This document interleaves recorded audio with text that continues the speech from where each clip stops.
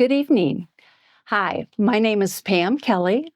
I am a mother to 2 children and a grandmother to a 2-year-old little girl, and I love to read bedtime stories.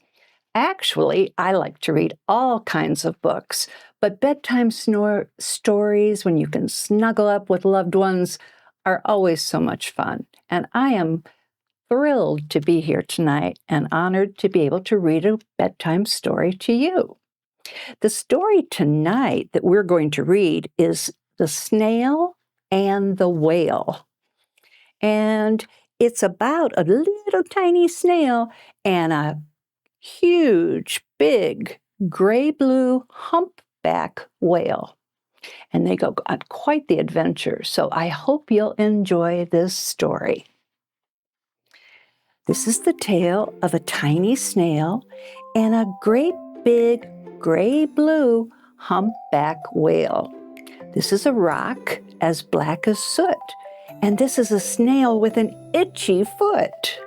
The sea snail slithered all over the rock and gazed at the sea and the ships in the dock. As she gazed, she sniffed and sighed. The sea is deep and the world is wide. How I long to sail, said the tiny snail. These are the other snails in the flock who all stuck tight to the smooth black rock and said to the snail with an itchy foot, "Be quiet, don't wiggle, sit still, stay put." But the tiny sea snail sniffed and sighed, then cried, "I've got it. I'll hitch a ride." This is the trail of the tiny snail, a silvery trail that looped and curled and said, "Ride wanted around the world." This is the whale who came one night when the tide was high and the stars were bright. A humpback whale, immensely long, who sang to the snail a wonderful song of shimmering ice and coral caves and shooting stars and enormous waves. And this is the tale of the humpback whale. He held it out of the starlit sea and said to the snail, "Come sail with me." This is the sea, so wild and free, that carried the whale and the snail on his tail to towering icebergs and far-off lands, with fiery mountains and golden sands. These are the waves that arched and crashed. They foamed and frolicked and sprayed and splashed the tiny snail on the tail of the whale.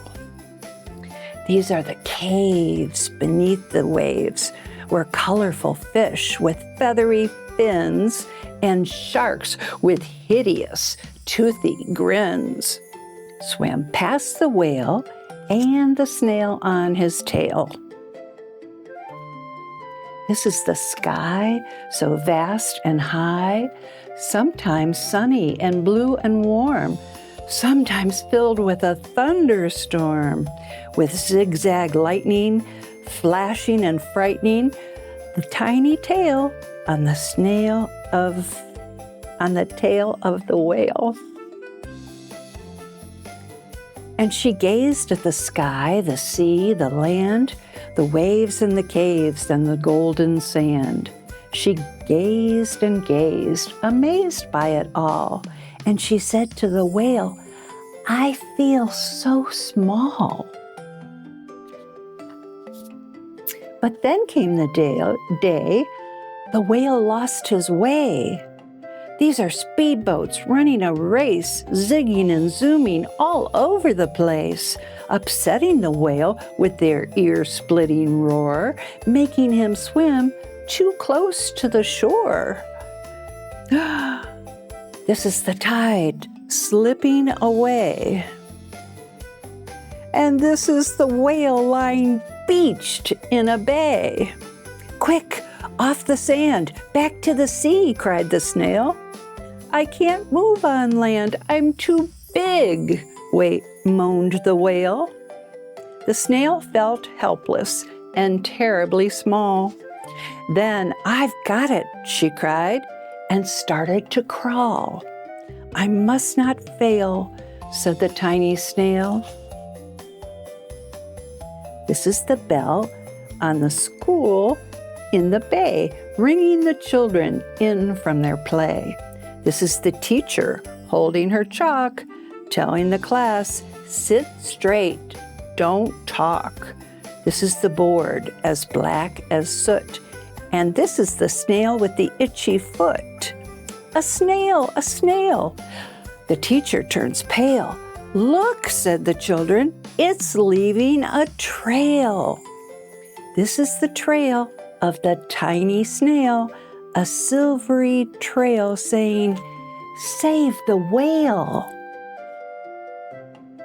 These are the children running from school, fetching the firemen, digging a pool, squirting and spraying to keep the whale cool. This is the tide coming into the bay, and these are the villagers shouting, "Hooray!" as the whale and the snail travel safely away. Back to the dock and the flock on the rock, who said, "How time's flown, and haven't you grown?" And the whale and the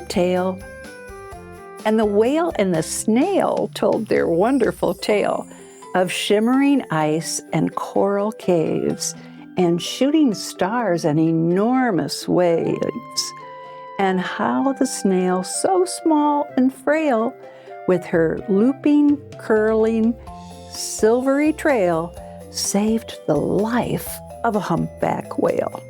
Then the humpback whale held out his tail, and on crawled snail after snail after snail. His whole tail's full of snails. And they sang to the sea as they all set sail on the tail of the gray-blue humpback whale. The end. I hope you enjoyed this story. It's interesting how many different things they experienced on their trip, and that poor little tiny snail on that huge whale's enormous tail. It's exciting, and sometimes it can even be scary to do new things, but using your imagination and following along in books can sometimes make you feel better and encourage you to take chances and have some fun too. So I hope you fall asleep tonight and sleep well and wake up feeling great tomorrow morning. Thanks for sharing some time with me. Bye-bye.